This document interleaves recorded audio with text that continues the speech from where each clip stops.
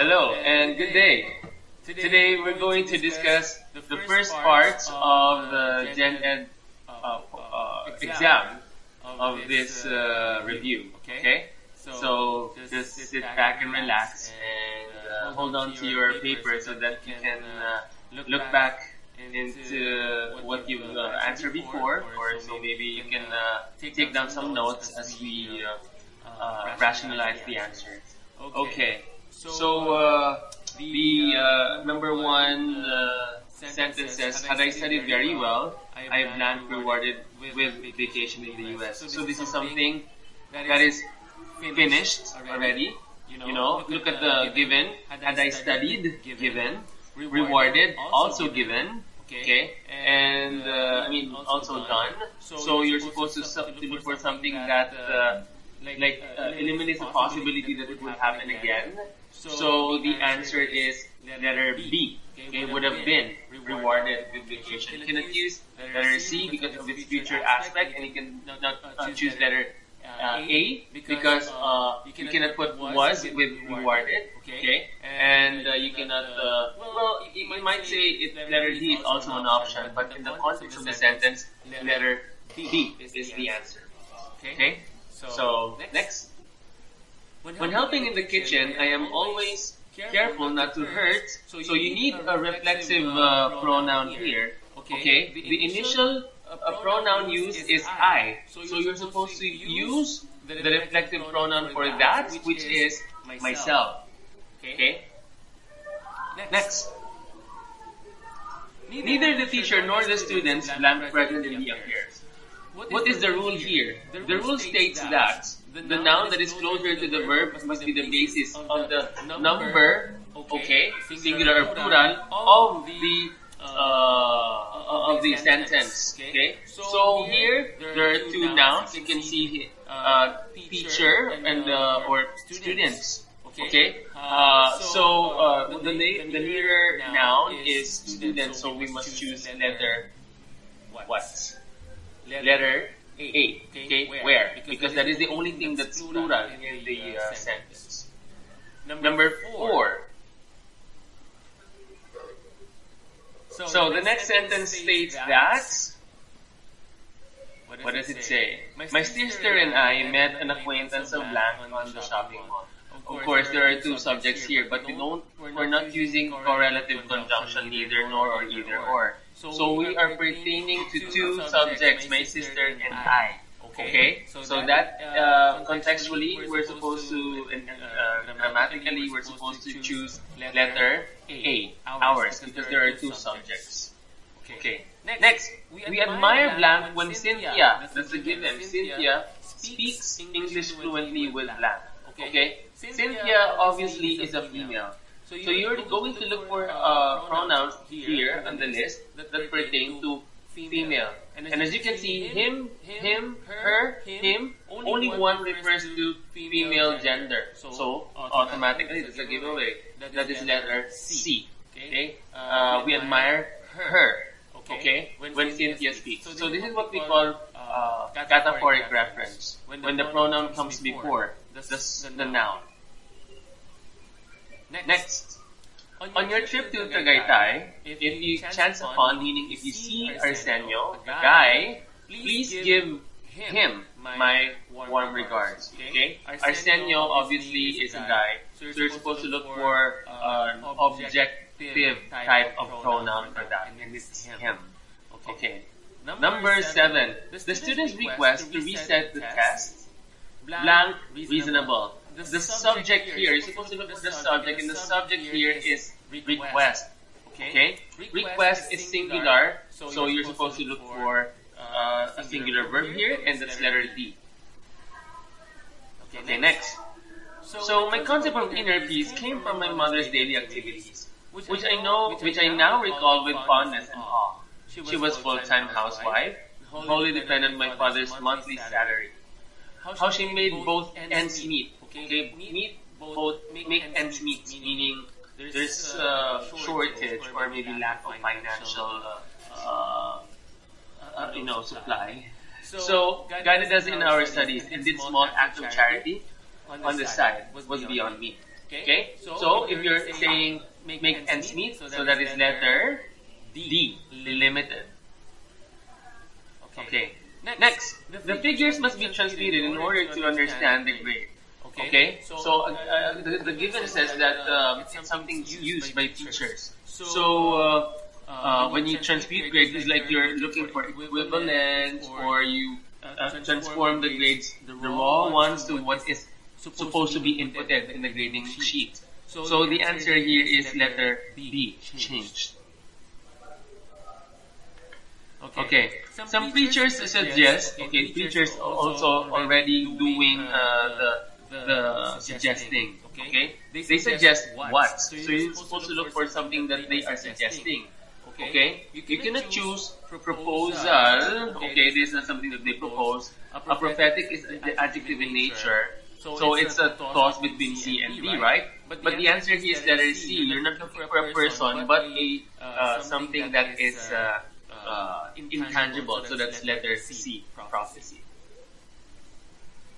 Next. The courage of the child who saved his brother from a raging fire is worth black.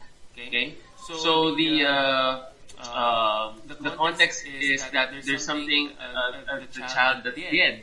Okay, and it's something that's probably worth not watching. You're not going to make story out of it or guide child, but emulate, meaning you try to follow the steps or what the child did. So letter A. Next, the expression baduy. Okay, so a lot of us probably have encountered this word. Baduy means like you don't dress up well, something like that, or you say something that isn't positive in nature, perhaps. So the connotation is that it's not decent, perhaps. So it's awkward looking. Okay. Next, several factors must be assessed to arrive at the sound blank. Okay, so this is common when you're in a decision-making process. So the answer is letter B, decision. Okay, because of profanity, the program was suspended from television. The capitalized word means, so profane means it's indecent, it's not very proper, okay, maybe suggestive of any sexual innuendos. So the answer is letter A, okay, obscenity. Okay, so that is the answer. Next, number 15. A story put together through an exchange of letters is called, okay, so these can be journals, these can be narratives that were written by the author, which were used as a part of a novel or the novel itself. So we call this epistolary novels. Okay. Next. What figure of speech is the Lord is my shepherd? So remember, simile, you have to, it's an indirect comparison wherein you use the words like, as, or than, and then the metaphor is when you do direct comparison.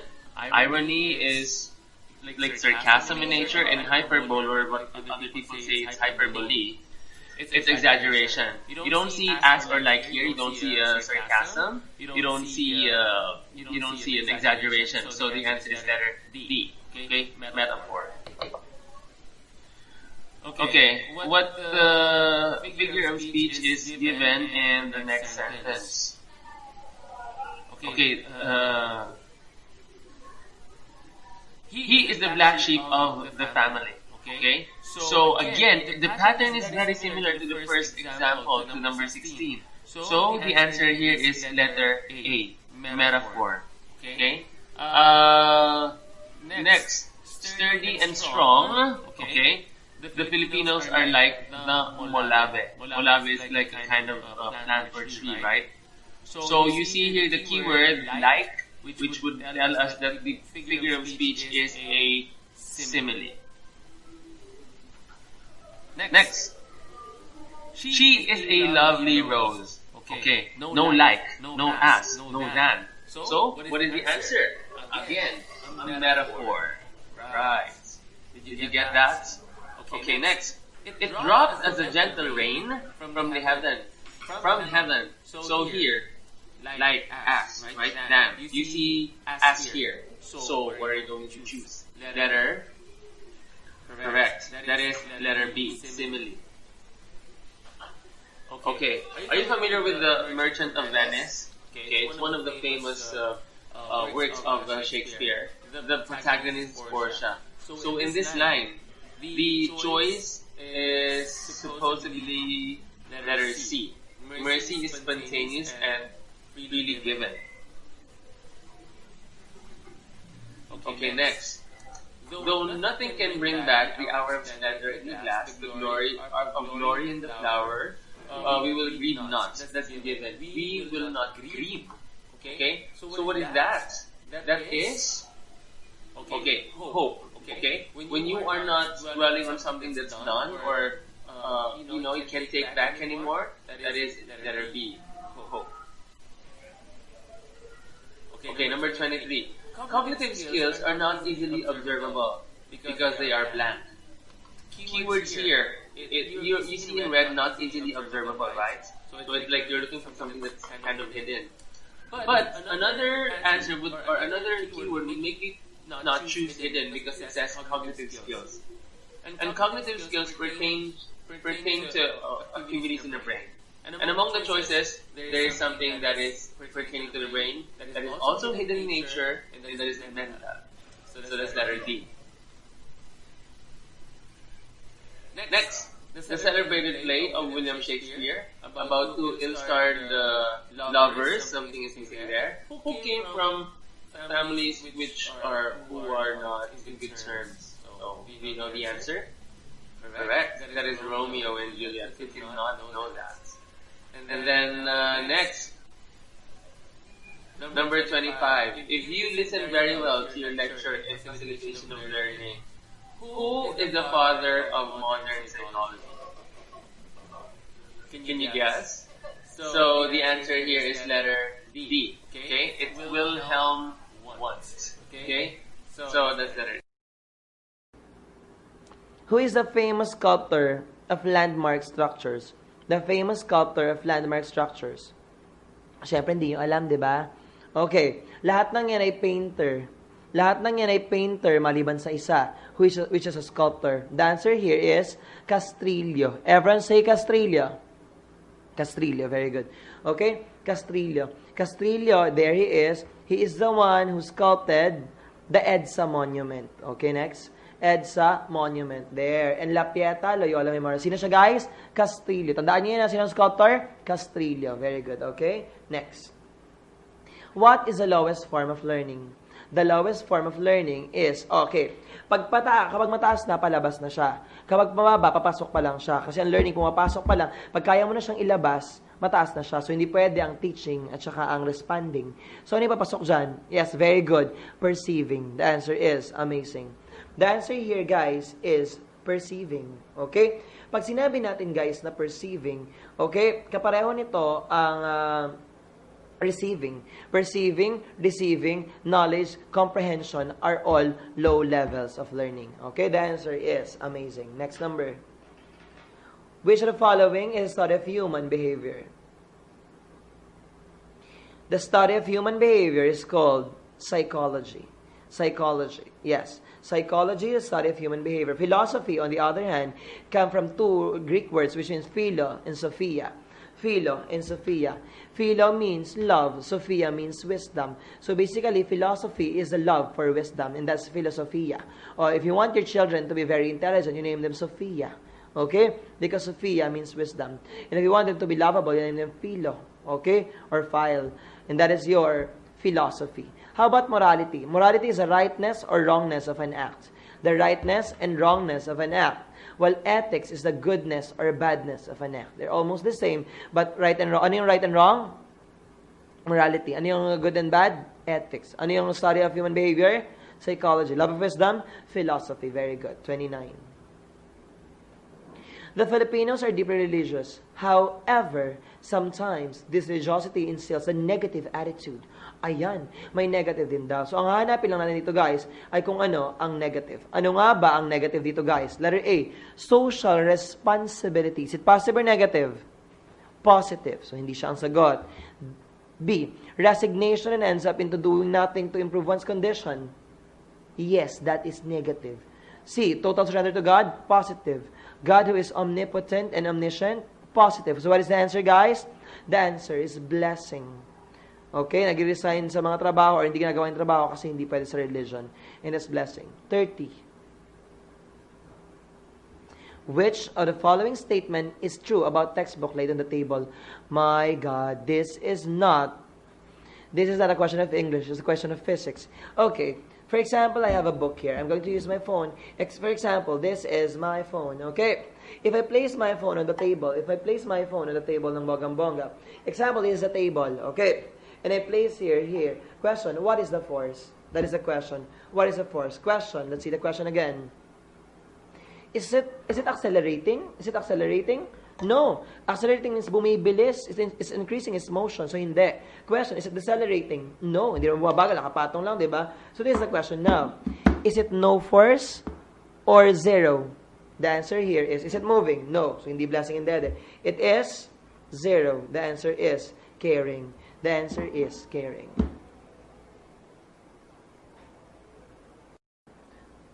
Okay. Number 31.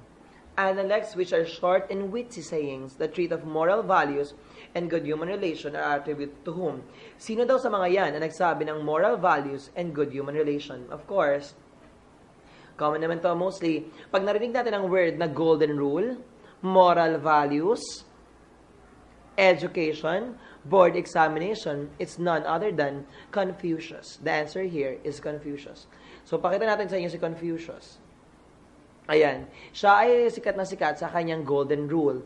Do not do unto others what you don't want others to do unto you. Aside from Confucius, sino pa nagsabi ng line na yon?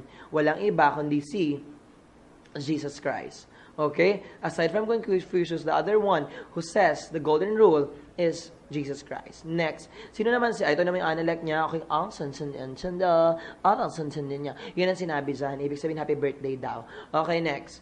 Ito naman si Mencius, ang alaga ni Confucius. Okay, siya ang sumunod na Confucian after Confucius. That is your Mencius. Sino ang alaga ni Confucius? Mencius. Kaya katunog niya. Maliwanag ba? Alaga niya yan. Okay, ganon. Ito naman si Lao Tzu, the father of the wisdom. Sino siya, guys? Lao Tzu, father of the wisdom. The wisdom means Tao. Tao yan, hindi yan Taoism. Taoism or Tao, it means the way of life. The way of life. Okay, Tao, the way of life. Okay, ayun siya. Hindi, it's Taoism talaga. But pronounced as the wisdom. Okay, next. 32. Which of the following is an artistic tradition that seeks to revive past glory? Binanggit ko to kanina. Which of the following can revive past glory? Past daw, so hindi pwedeng modern. Modern is now. Contemporary is now. So hindi pwede ang modern, hindi pwede ang contemporary because modern and now is both bago. So what is the answer here, guys? The answer is it antique or classical? Hindi pwede ang antique. Antique is something for is something for an object, okay? An old object which cannot be revived but can be preserved. So the answer is classical. Oh, di ba? Alam niyo na. 33. Parang may kaparehong tanong to kanina. What is the application of the principle of theories of human behavior in teaching and learning? Oh, human behavior. Teaching and learning is education. So, educational yan.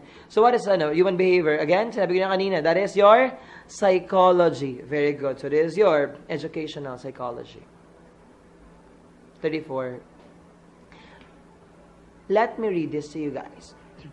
I am a retired public school teacher. As a teacher, I was branded as a terror in school. Ay, may ganun pa pala. The pupils dreaded the day that they would enter my class. Takot ang taong bayan. Little did they know that behind my unpopular facade was a heart. Ay, naku, may puso si bakla. Full of compassion. But how did I earn this moniker? O, naging unggoy ba siya? No. Paano ito nakuha yung ganong image? I did not tolerate dirty pupils. Ay, ayaw niya pala ng mga mararaming bata. I wanted them to know that cleanliness of body was good of their health. Maganda daw sa health. I inspected their teeth. Ay, ang mga ngipin at gilagid. Nails, footwear, handkerchief, clothes, ears, nose. Ay, nako, kinikilkal pa lang yung pinifinger ni ma'am. O ngayon, ano daw ang gustong malaman ni ma'am? Tignan natin ang question na to. Ano yan? The public school teacher gives such importance to her pupils? Cleanliness. The answer is amazing. Ayun, ako talaga si ma'am. 35. Considering the tayo-tayo mentality. Ano yung tayo? Ayun, tayo-tayo. Senator Bongbong Marcos po. Oh, tayo-tayo yun. The tayo-tayo, us. Ang tayo-tayo ay pakikisama. For example, kung ikaw ay, nasa isang lugar ka, pupunta ka lang sa mga kaibigang oso mo, yun ang tayo-tayo. Okay? Common, ayun, pakikisama yun. So, ano daw ang gusto mo mabago para makabnit mo, para mabago siya, at para mayroong mas magandang magawa for tayo-tayo mentality natin? The answer here is a sense of common good. A. Kasi gusto mo hindi lang tayo-tayo, kailangan para sa lahat. Okay, the answer is amazing. 36. Who is the proponent of Arena Theater? Okay. The answer here, guys, is none other than Montano. The answer is Montano. The answer is Caring. Montano. 37. She is known for the love sonnet she wrote. O yan. Di pa galingan kayo manghula ngayon dyan. Sino ba yung apat na yun? Hindi rin kilala. Tama ba ako? So, ganito na lang yan. Sabihin ko na yung answer sa inyo, guys. Pag sinabi natin, guys, ang love sonnet, bilugan nyo ang word na love sonnet. May nakalimutan. Wait, balikan ko lang. Sino yung sculptor kanina? Castrillo. Very good. Pag sinabing love sonnet, sino to? It's Ofelia Di Malanta. Ofelia Di Malanta. Ayan siya. Ofelia Di Malanta. O, papakita ko ang picture niya sa inyo. Ayan, kamag-anak niya si Michael Jackson. Hindi, joke lang. Okay? That's Ofelia Di Malanta. Kapag love sonnets, Ofelia Di Malanta. Okay, ayan yan. 38. What is si Colonel Papa yan? 38. What is a collection of Indian sacred hymns? Indian sacred hymns. Okay. Pag sinabing Indian sacred hymns, guys, the answer here is what? The answer here is Rig Veda. Everyone say Rig Veda. Very good. Rig Veda. Pagka him-him, Rig Veda. Pero pag sinabi naman natin, guys, na Mahabharata, everyone say Mahabharata. Go!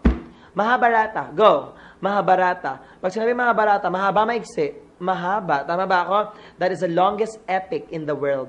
Mahabharata is the longest epic in the world, and Mahabharata is the most famous or most popular Indian story, literature. That is Mahabharata. While Ramayana is the second most important, most popular, second most important Ramayana. While Upanishad are mystic teachings. Ano yung Upanishad, guys?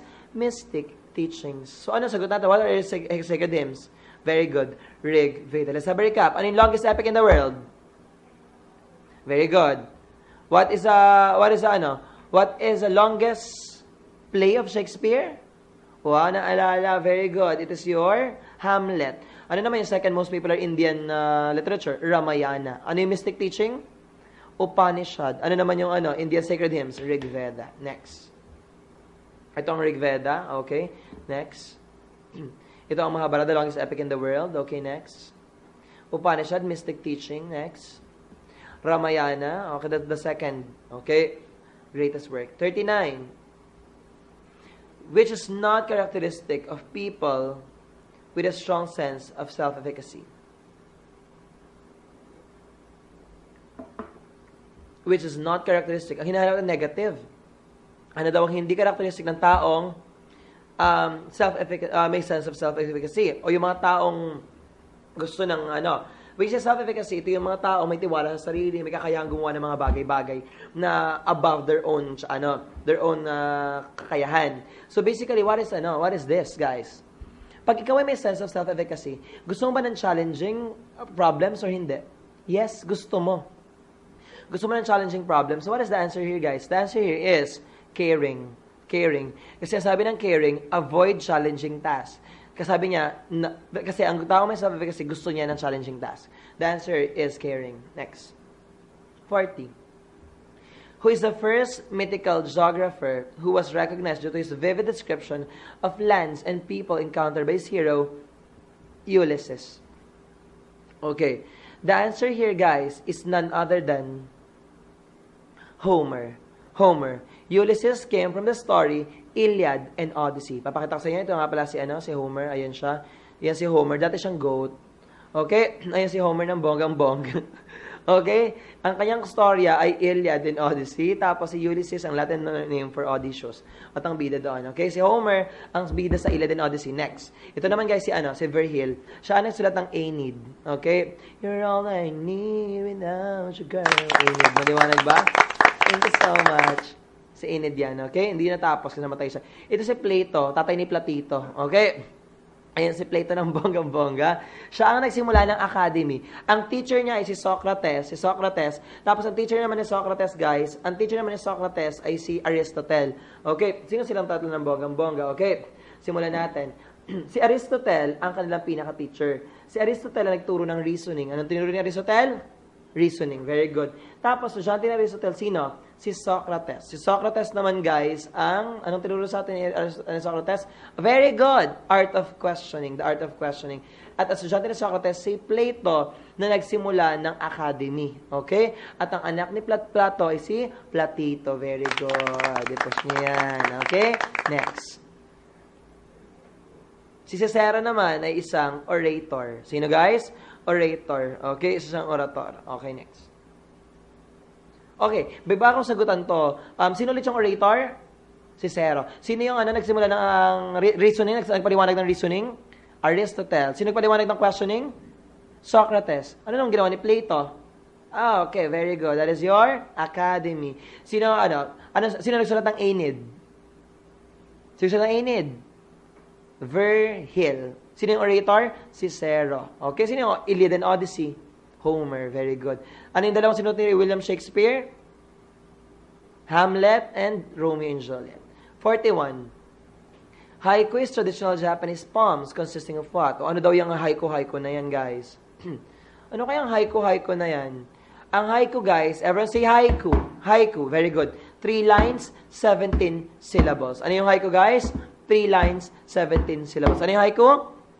3 lines, 17 syllables. So the answer here is caring.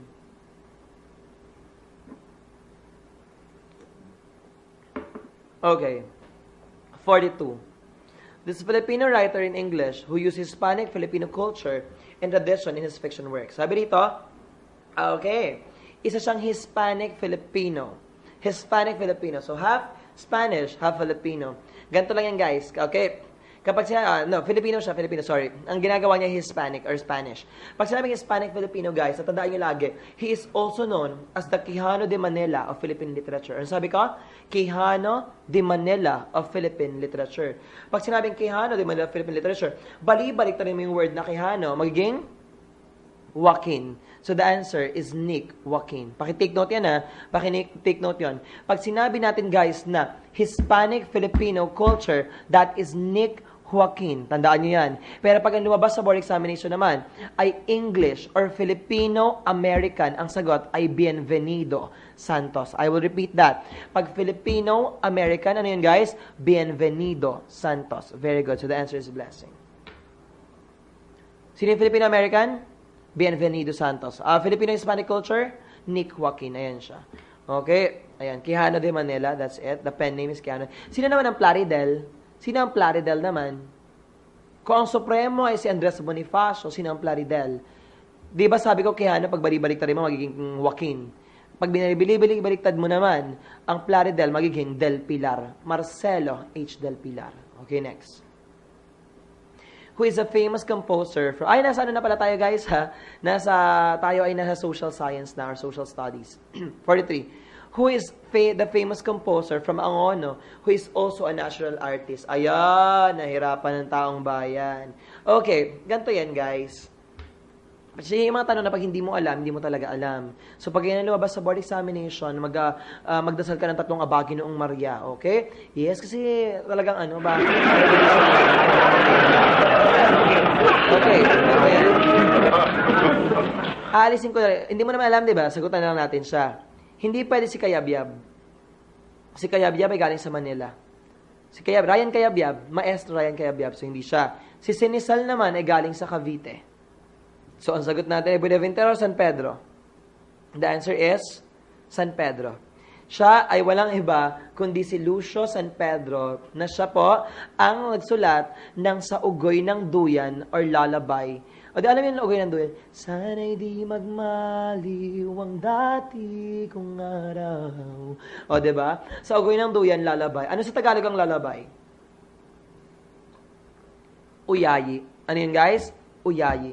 Ang lalabay sa Tagalog ay uyayi. Next. Which among the following is a part of the newspaper where you can see the opinions of people? Ayan mga opinion. Makikita ba yan sa obituary? Ay, hindi ba? Ano naman sa obituary? Mga nategi, tama ba? Mga dead or nawawala, mga ganon. Okay, yan. May cross pa siya.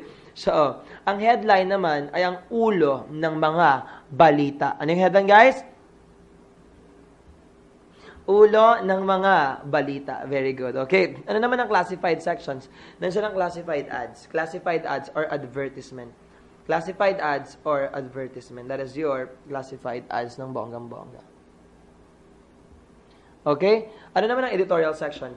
Ang editorial section naman, guys, dyan naman natagpuan ang yung very good opinions of people. Okay? Saan ang advertisement? Classified ads. Saan ang ulo ng mga balita? Headline. Saan ang nategi? Obituary. So, ano sagot?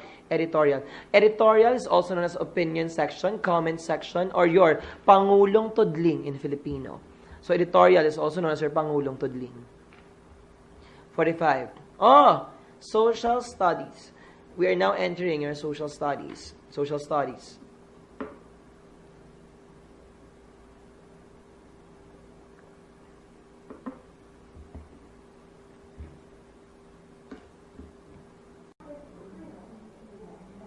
Now, we're going to discuss social sciences or social studies. So, number 45, which best describes the division of the legislature into the Senate and the House of Representatives. Okay, when we say the government, the Philippines has three branches of government. The first one is executive, the second one is legislative, and the third one is judiciary. Okay? Executive, legislative, and judiciary. Magkakapantay po ang kanilang mga kapangyarihan. Pag sinabi executive, it is the president who headed executive, and they are the one who implements the law.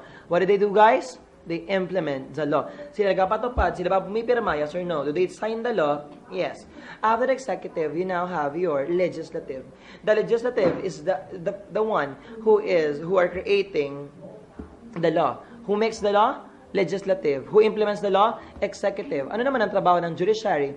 Judiciary is the one who interprets the law. They are the one who interprets the law. Let's have a recap. Sino yung tatlo? Executive, legislative, judiciary. Who creates the law? Executive. Who implements the law? Judiciary. Okay? Who is the one who, anong trabaho ng Who interprets the law? Judiciary. Who implements the law? Executive. Who creates the law? Legislative. Okay. This is the question. Sabi dito, the legislative has two branches, which is known as the Senate and the House of Representatives. The Senate and the Congress, the upper house and the lower house of Representatives. So basically, ano daw ang tawag doon sa dalawa sila? The answer here is bicameralism. Kaya nga, mataas na kamera at mababang kapulungan ng kamera.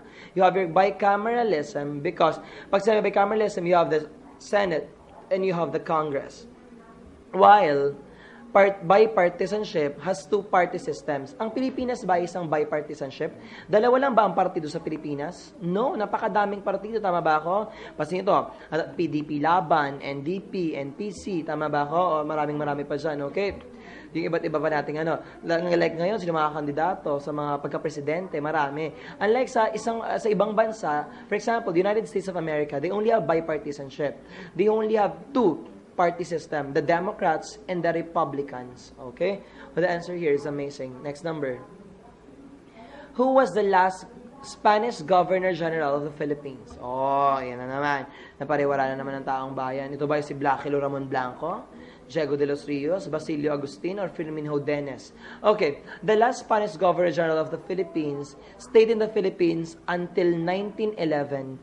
Until 1911, and he is the Governor General of Iloilo, Manila, and Zamboanga. And he is none other than Diego de los Rios. Diego de los Rios. So the answer is Diego de los Rios. Ayan siya. Ayan siya. Iloilo, Zamboanga, and Manila. 1850 to 1911, nasa Pilipinas siya. Okay? Yun yun. Next. Let's find the keywords here. which demonstrate interconnectedness between social and environmental injustice. Ang sabi dito, social, and environmental. So, dapat may social siya. Pag sinabing social, guys, pag sinabi natin, guys, na social, pag sinabi natin, guys, na social, ibig sabihin nito, may tao, tama ba? Other people. Environment and the people. Isa-isayin natin siya. Tingnan natin to. Letter A, industrialized countries, toxic disposed to poor countries. May kinalaman ba sa tao? Yes. Environment? Yes. Okay, tingnan natin ang B. Temperature, warming, and rise of sea level. May tao ba? Wala. Environment lang. C. Desertification of verdant regions. No. Environment lang. Extinction of rare animals. Wala rin tao. So, ano sagot dito, guys? The answer is amazing. Question. Meron bang, nangyayari ba yan talaga na nagatapon ang mayayamang bansa sa mahihirap na bansa? Yes or no? Yes. Nangyayari ba yan sa Pilipinas ngayon? Yes. May nagatapon ba sa atin ng basura? Anong bansa? Canada. Very good. Okay? We are buying the toxic disposals of Canada. The answer is amazing. 48. What do you call the right to vote and seek public office? Is it A, political rights, rights of suffrage, social civic rights, or right to due process? What do you think is the answer, guys? Guys, I know your answer is right to suffrage, right? But wait for a moment. If we say right of suffrage, it means right to vote. Right to vote. Yeah, right to vote. But wait, the question is not only right to vote. The question is all about right to vote and seek public office. Okay, let me define to you right of suffrage. Okay, next slide please.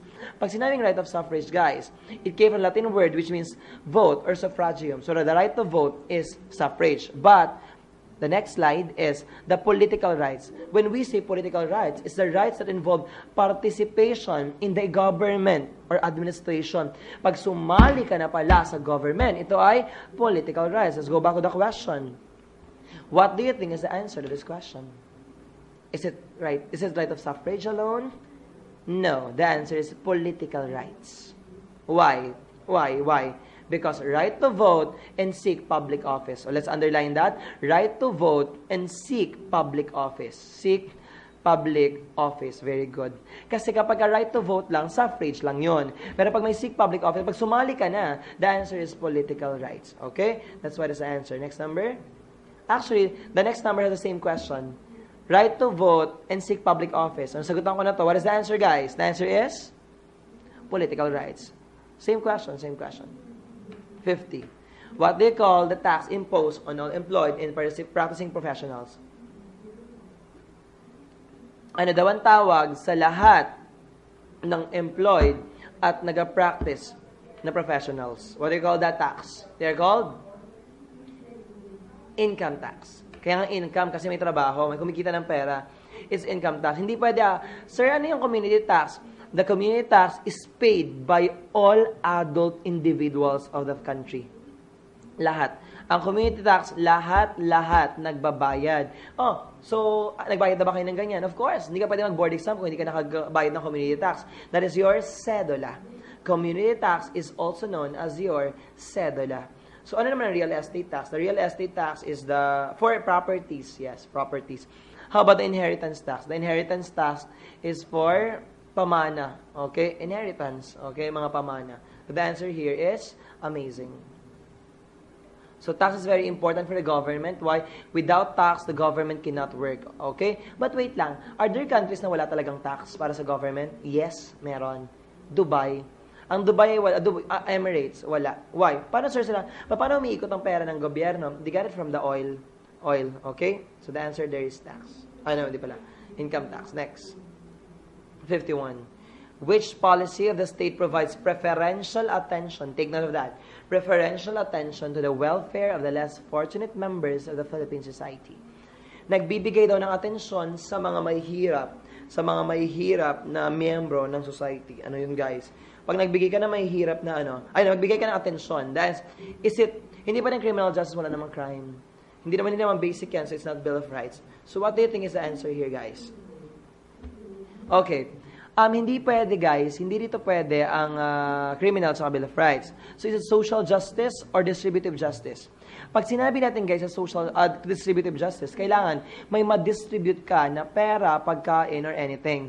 So that's distributive. Question, may distribute pa tayo sa question? Meron na wala? Wala naman. Ano bang binigay natin? Attention. So what do you think is our answer? The answer here is social justice. The answer there is social justice. Okay? 52. Pakibilugan ng word na meritocracy. What is our keyword? Meritocracy. Question, is this the first time that you hear the word meritocracy? Yes or no? Okay, in the Philippines, do we use meritocracy as a social system? No.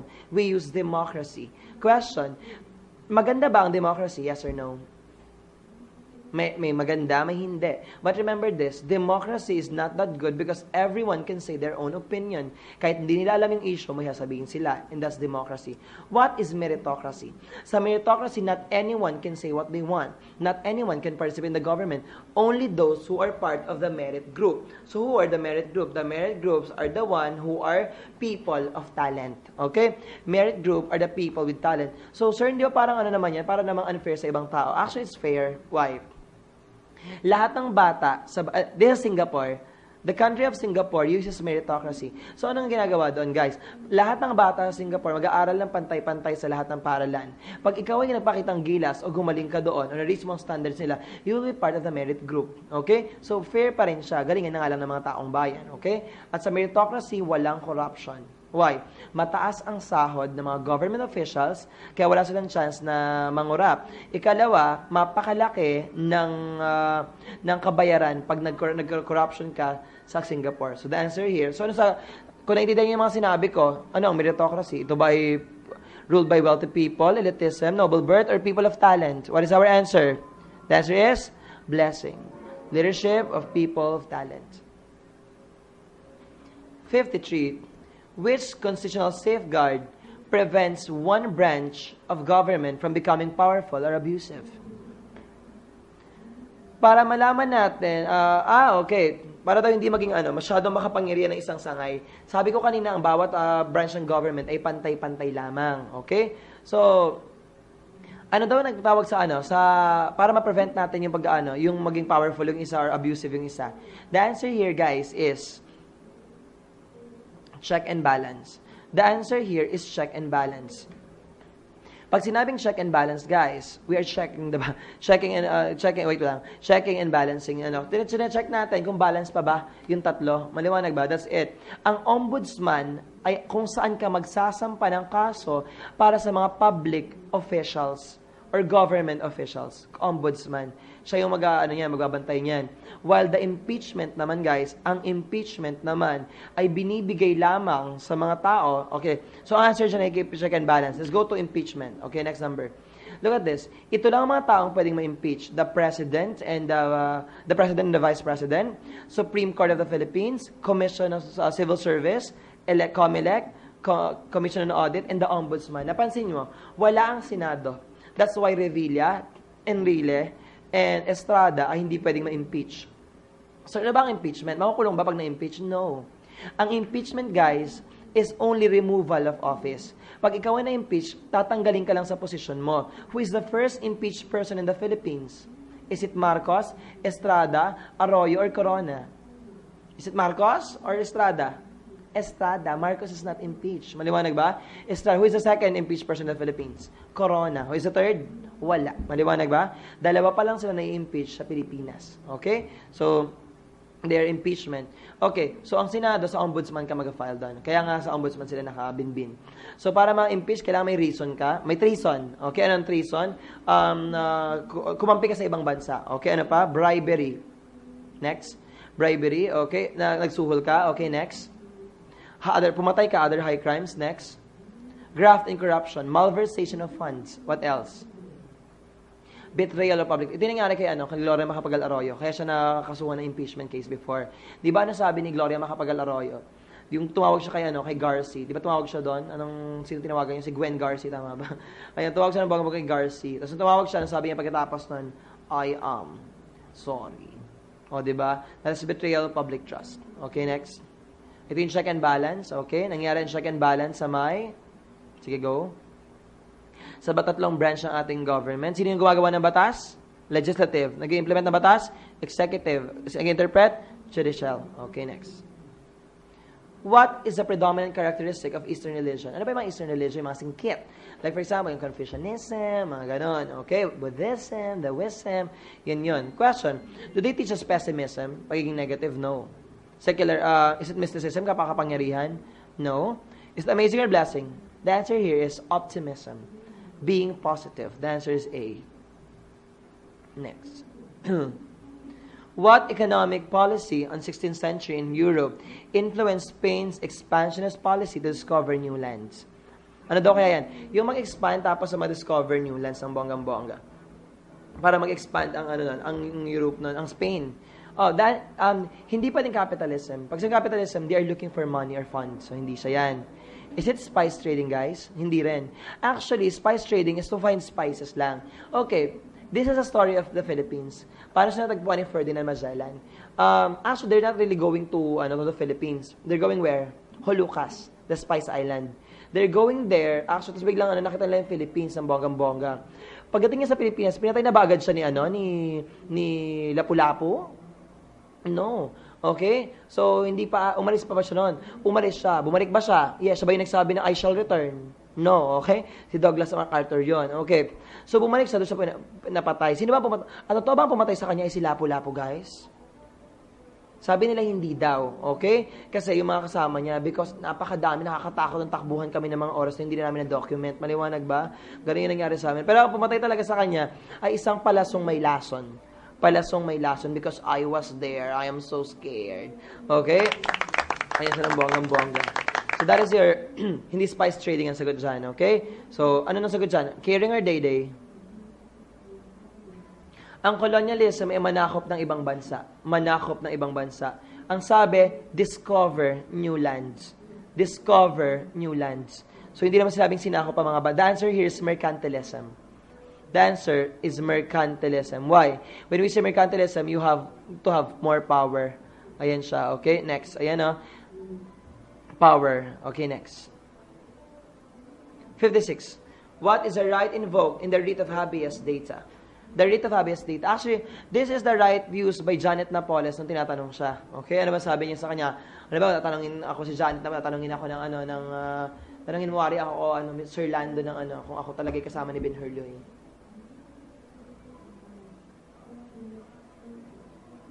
Ano sabi niya? I invoke my right to self-incrimination. So basically, ang sabi niya dun, guys, is right to information privacy. The answer there is the right to information privacy. Okay, 8. Kung alamin nyo ang totoong definition ng writ of habeas data, okay, next. The writ of habeas data is a privacy in life, liberty, security. Okay, yun.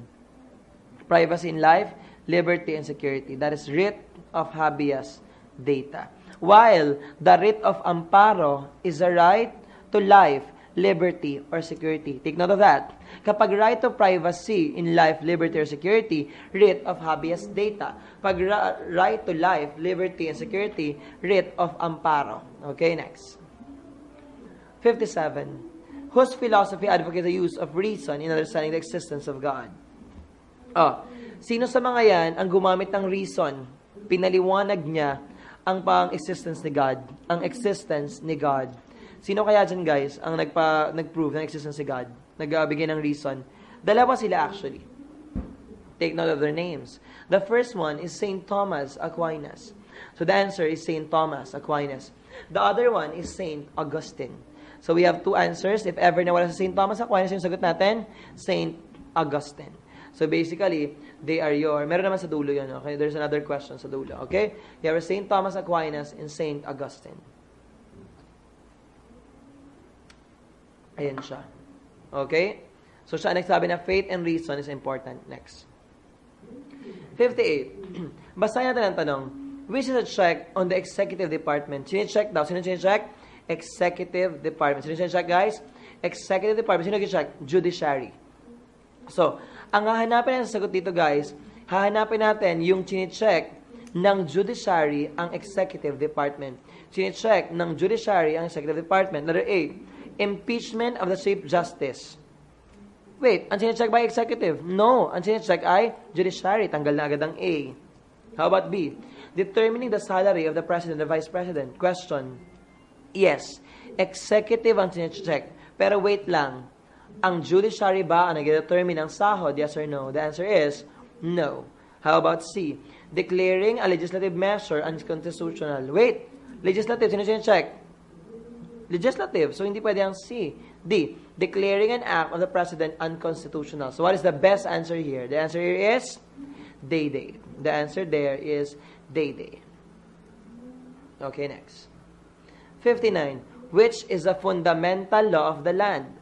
Land daw. Hindi pwedeng 10 commandments. Okay? God yon. The fundamental of God. Okay? Hindi pwedeng civil criminal law. Hindi yan fundamental. Sa fundamental, Constitution. Constitution is the fundamental law of the land. The answer is blessing. 60. Ito na tayo. Gregoria de Jesus saw her husband blank charged for treason by fellow Filipinos who have formed the Philippine Republic. Sino ba yung Gregoria de Jesus na yan? Si Gregoria de Jesus ang lakambini. Okay? Si Gregoria de Jesus, guys, ang lakambini ng Katipunan. So, kung siya ang lakambini ng Katipunan, asawa niya ang ama ng Katipunan. Sino ba ang ama ng Katipunan, guys? Walang iba kundi si Andres Bonifacio. Ang sagot dito, guys, ay walang iba kundi si Andres Bonifacio. Okay? Ayan, yun ako. Si Andres Bonifacio yan ang bongga mo. Sino ang unang presidente ng Pilipinas? Emilio Aguinaldo. Okay? Sino ang ama ng Katipunan? Andres Bonifacio. Okay? Si Andres Bonifacio ang sagot natin. Ayan. Si Andres Bonifacio ang sagot natin doon. O, yan si Gregoria de Jesus ang bonggang-bongga. Ayan siya. Napakalungkot po niya ng mga panahon na yan kasi busy. Hindi po siya nakakascore kay Andres Bonifacio ng panahon yan. Ayan po kaya nalungkot siya dyan. Kamukha niya po si Ate J. Okay? Ayan po. Tapos po namamatay po si Andres Bonifacio ay pinush niya agad na magpakasal kay Julio Nakpil. O, di ba? Ang best friend naman ni O, di ba? Masaya ang kwento niya dyan. Yan si Gregoria de Jesus. Okay, next. Ito si Marcel del Pilar. Siya ang Plaridel. Okay, next. Emilio Aguinaldo, siya nagtatag ng Emilio Aguinaldo, ng Philippine Independence, sa Kuwait, Cavite, namatay siya sa may Kuwait, Cavite. Okay? Sa Kuwait, Cavite siya namatay din. Okay? Next. Si Jose Protasio Rizal Mercado y Alonso Rialonda, ang ating pambansang bayani. Okay? Ang pambansang bayani, at siya ang nagtatag ng La Liga Filipina. Ano tinatag niya, guys? La Liga Filipina. Tandaan niyo yun. Ano tinatag ni Jose Rizal? La Liga Filipina. Pag sinabi naman natin La Independencia. Everyone say La Independencia. La Independencia. Independencia, Antonio Luna. Okay? Pag La Independencia, Antonio Luna. Kapag La Liga Filipina, Jose Rizal. Pag La Solidaridad, Graciano Lopez Haina. Tandaan niyo yung mga sinabi ko, ha? Pag La Liga Filipina, Jose Rizal. Pag La Independencia, Antonio Luna. Pag La Solidaridad, Graciano Lopez Haina. So, what is the answer here? The answer there is Andres Bonifacio pa rin, okay? Ito si Andres Bonifacio, ayan po siya. Pagod na pagod siya. 61. What did Nelson Mandela mean to South African and the rest of the world? He gave up armed struggle. Oh, kuhitan niyo yun. He gave up armed struggle. Gave up. He gave up. So, pag ginave up mo ang armed struggle, like ang armed struggle, baril-baril, laban-labanan, sampal-sampalan, mga ganon, okay? Yung armed struggle. Ginave up niya daw yun. So, meron siya? Non-violence. Very good. The answer is non-violence. Next. Yan si Nelson Mandela. Barack Obama was said to be the Nelson Mandela of America. Okay? Next. 62. O, ito na mga pangyayari sa buhay natin na ngayon. Sino ang tumugtog ng national anthem noong June 12, 1898. Ayan na po mga kapamilya. Alam kaya natin ito. Sino kaya ang tumugtog, guys? Ayan. Ito ba yung pangkat kawayan ng Pateros, Kawit Cavite Band, Malabon Band, o San Francisco del Monte Band na napariwara ang taong bayan? O ganito lang yan, guys. Hindi naman alam, di ba? Noong June 12, 1898, ang nagdeklara ng Philippine Independence ay walang iba kundi si Emilio Aguinaldo, pero hindi siyang nagwagayway ng watawat ng Pilipinas. Ang nagwagayway ng watawat ng Pilipinas ay ang kanyang kasamahan na si Antonio Ambrosio. Tandaan niyo yan, Antonio Ambrosio. Okay? Winagayway ang watawat ng Pilipinas noong June 12, 1898, at ang tumugtog ng national anthem natin na Lupang Hinirang ay walang iba kundi nang galing pa sila at may daladala silang pansit. Sino yun? Malabon Band. Oh, the answer is Malabon Band. Oh, may mga gusto lang. Ito yung Philippine Independence natin. Next slide. Okay. So, hindi pala si Emilio Aguinaldo ang nagwagayway ng ating watawat, kundi si Antonio Ambrosio. At tandaan niyo to, sino bang nagtahi ng watawat ng Pilipinas? Ang nagtahi ng watawat ng Pilipinas ay walang iba kundi si Marcela Agoncillo. Sino guys? Marcela Agoncillo. At ang original na watawat ng Pilipinas ay may mukha sa araw na ito. Okay? May mukha. Alam niyo kung anong mukha? Yung mukha ng baby sa may Teletubbies. Maliwa, joke lang, hindi. Okay? Hindi ko alam kung sino yung mukhang yun. Basta may mukha doon, okay? That is your Philippine independence ng bonggang-bongga. Well, is that the true independence of the Philippines? Is that the true independence? June 12, 1898? The answer is no. Kasi noong June 12, 1898, hawak pa rin tayo ng mga Amerikano. So, hindi pa tayo talaga independence. Binili tayo ng mga Amerika sa Treaty of Paris. Sa Treaty of Paris. Okay? So, binili tayo ng bonggang-bongga. So, hindi pa tayo true independence niyan. Kaya talaga ang true independence natin? July 4, 1946. Kailan guys? July 4, 1946. Kasabay ng independence ng Amerika mula sa Europa. Okay? July 4. Kaya nga may kanta, di ba si Katy Perry na like the 4th of July, cause baby you're a firework. Bakit may firework? Bakit may firework? Like may firework kasi may independence sila doon. Okay? Yun. So the answer there is, continue next. 63. Agency tasked to nurture Philippine arts. Pakisampa na nagsagot ng NBI. NBI, National Bureau of Investigation ng Philippine Arts? No. So, ano bang CCP? Cultural Center of the Philippines. Cultural Center of the Philippines. Ano NCAA? National Collegiate Athletic Association, yun ang kasama ng UAAP. So, hindi yan ang sagot. Pakisampal din ang nagsagot niyan. Okay? How about NCCA? National Commission for Culture and the Arts. National Commission for Culture and the Arts. So what is the answer? The answer is Dede. Number 64. The ultimate objective of the comprehensive agrarian reform is what? The ultimate objective. What is the ultimate objective of the comprehensive? Carl, ang ginawa ng Carl ay nagbigay ng mga lupa sa mga magsasaka na walang lupa. So, yun. So, what is the answer here? The answer is blessing. Distribute all arable lands to the landless. 65. Which was the first labor union in the country founded by Isabela de las Reyes in July 1901? Which was the first labor union in the country founded by Isabela de las Reyes? Okay. Isabela de las Reyes is known to be the father of Philippine labor. The father of Philippine labor. Okay? The answer here, sabihin ko na yung sagot para mapaliwanag si Isabela de los Reyes. Union Obrera Democratica. The answer is Union Obrera Democratica. It's blessing. Okay? Next. This is Isabela de los Reyes, or Don Belong. He's the father of Philippine labor. He is the founder of the Aglipayan Church, or the Iglesia Filipina Independiente, or the Philippine Independent Church. The Philippine Independent Church is the only remnant, the only living remnant of the Philippine Revolution. Okay? The Philippine Independence Church. Maya pag-usapan natin yun. Okay? So the answer is Union Obrera Democratica. Number 66. Saan daw nakipagkalakalan ng Pilipinas sa galleon trade? Okay. Ang galleon trade or kalakalang galyon ay tinatawag ding Manila-Acapulco trade. Ano tawag sa kanya, guys? Manila-Acapulco trade. So, nakipagkalakalan ng Maynila sa may Acapulco. At ang Acapulco ay parte ng anong bansa? Ito ay parte ng Mexico. The answer here is Mexico or Mexico. Okay? Ayan siya, ang kalakalang galyon. Mula Acapulco, pupunta ng Maynila. At mula Maynila, pupunta ng Acapulco. Okay, magkapalitan siya ng bonggang-bongga. Ayan. So, that is your Manila, Acapulco. Ayun yun. 67. How many days are needed after which an enrolled bill becomes a law? O, ganito yan. Sino pipirma ng batas? Executive, Legislative, Judiciary. Executive. Sa kamay nino? Presidente. Question. Kailangan ba pirmahan ng presidente? Yes, kailangan niyang pirmahan kung approve or disapprove. Meron siyang kapangyarihang i-disapprove ang isang batas na ang tawag ay veto power. Anong tawag, guys? veto power or set aside. That is your veto power. Kaya lang, halimbawa lang na wala siya or lumabas siya ng bansa at umalis siya. Question, pwede ba maging batas yun kahit hindi niya pinipirmahan? The answer is yes. Pag hindi niya pinirmahan ng isang batas o hindi niya pinansin ng isang batas ng 30 days, magiging isa siyang batas. What is the answer here? The answer here is 30 days. 30 days. Next number, 68. What law passed on August 1909 by the U.S. Congress established a partial free trade in the Philippines? A partial free trade in the Philippines. Ano daw yan? O nagkaroon ng partial free trade in the Philippines sa bonggang-bongga. The answer there is Payne-Aldrich Act.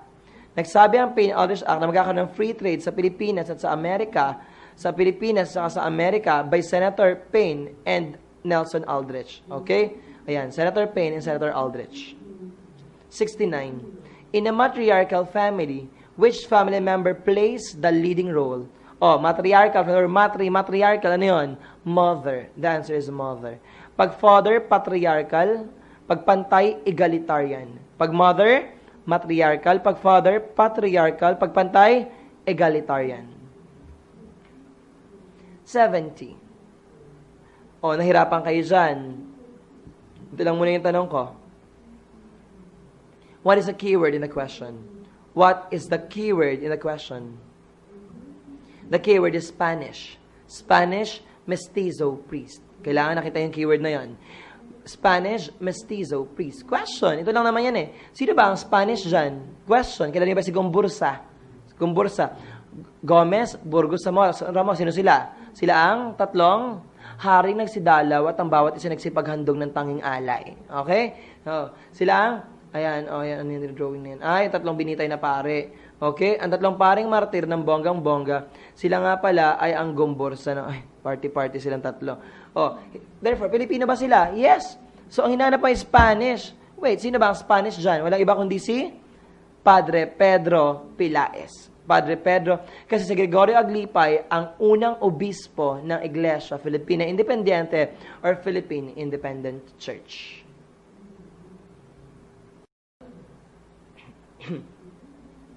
Next question. What was it? Number 71.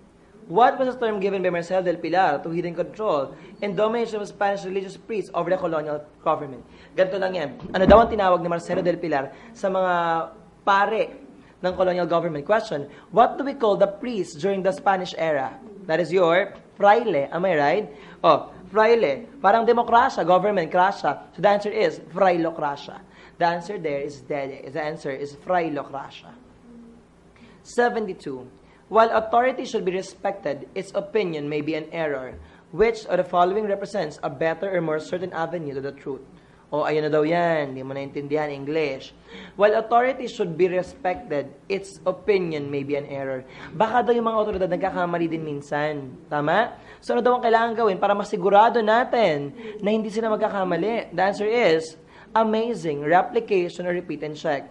Napansin namin sa board examination, pag ang sagot, option, ay may open at close parenthesis, karaniwan siya yung tamang sagot. Okay? So the answer is amazing. 73. Who is known as the father of the local government code? The local government code is RA 7160.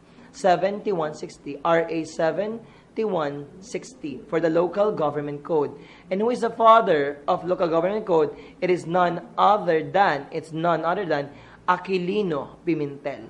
Aquilino Pimentel or Aquilino Nene Pimentel. The answer is Dede. Hindi ba si Estrada, mga ano yan eh. Okay, yung iba kasi mga senator sila.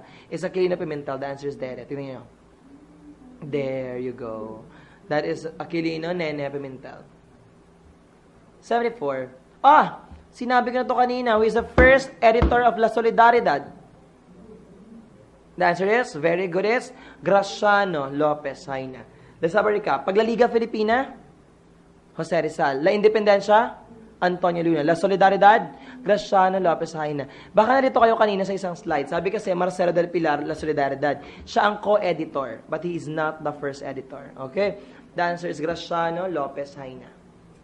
Ito silang tatlo magkakaibigang oso. Ayan sila, si Jose Rizal, Antonio Luna, at saka si Graciano Lopez Haina. Kinaganda nila yan. Okay, next. 75. The Philippines is the only blank country in the world. Walang sagot yan. Wala na, hindi. Are we communist? No. Are we Buddhist? No. Are we Christian? Yes. Are we Muslim? Not wholly. But remember, ang tanong kasi the only eh. So actually, we are not the only Christian country in the world. But the answer is Christian. You answer Christian. The answer is C. We are the biggest Christian country in Asia. Remember that. We are the biggest Christian country in Asia. And we are not the only Christian country in Asia dahil dalawa tayo. We have the Philippines as the biggest, and the second one is Timor-Leste or East Timor. Okay, next. 76. In social trends, how do you call those who are the revival of the classics? Revival of the classics. Okay, pag sinabing existentialism or existentialist, that is your opinion or freedom. Ano yun, guys? Opinion or freedom. Ano yun, guys? Opinion or freedom. Pag existentialist, existence, you have your choice, freedom, gano'n. Pag rationalist, reason. Okay? Ano yan? Sino ulit yung reason natin kanina? Very good. It's Aristotle. How about humanist? Humanist means holistic, beauty, arts, classics. That is your humanism. Reformist is also known as reconstructivism. Reconstructivism is changing the society. Changing the society. So what is the answer here? The answer here is none other than humanism. Caring. Humanism. 77. What happens to a good action when it is performed on account of an evil motive? Oh, ano nangyari doon? Maganda yung ginawa niya, pero evil ang motibo niya. Nagbigay siya ng mga tumulong siya sa mahihira, pero ang gusto niya is makamkam yung lupa nila, mga ganon. So what is the answer here? It is still evil. Still evil. So what is the answer? The answer is blessing. Nasabi ko na ito kanina, 78. The tax required to be paid annually by all adult citizens of the Philippines. O binabayaran daw ng lahat ng adult citizens ng Pilipinas. What do you call that? It's called community tax. Anong tawag doon ulit, guys? Cedula. Very good. Tingin sa akin. Ano yung properties? Real estate. Ano yung samana? Inheritance. Ano yung income tax? Professionals or employed. Very good. The answer is amazing. Binabayaran ng lahat ng taong bayan. 79, sinabi ko na rin yan kanina. What is the writ of amparo? What is the writ of amparo? The writ of amparo is the right to life, liberty, and security. The answer is day.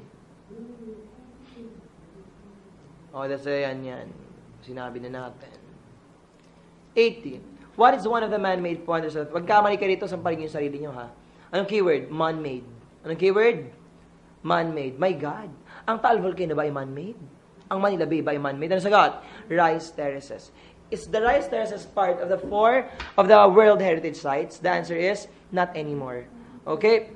The rice terraces is not anymore part of the World Heritage Sites. Well, natanggal siya kasi hindi siya na-maintain. So, hindi na nakasama ang rice terraces ngayon. Okay? Pero meron pa rin tayong 4 na pakasama sa ating UNESCO World Heritage Sites. So, anong 4 na to, guys? Isa-isahin natin sila. Number 1. Ang una natin, guys, ay walang iba kundi ang Tubataha Reef ng Palawan. Tubataha in the underground river of Palawan.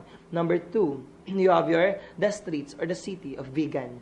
Okay? Which is also one of the 7 wonders of the wonder cities of the world.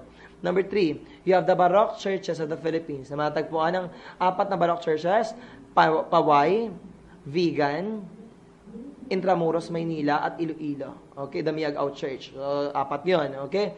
And the 4th one is the biodiversity in Mindanao. Okay? So, 4 ang ating ngayon. Ika-4 dati ang rice terraces, natanggal na siya ngayon. Oh, the answer there is amazing. 81. As a social science teacher,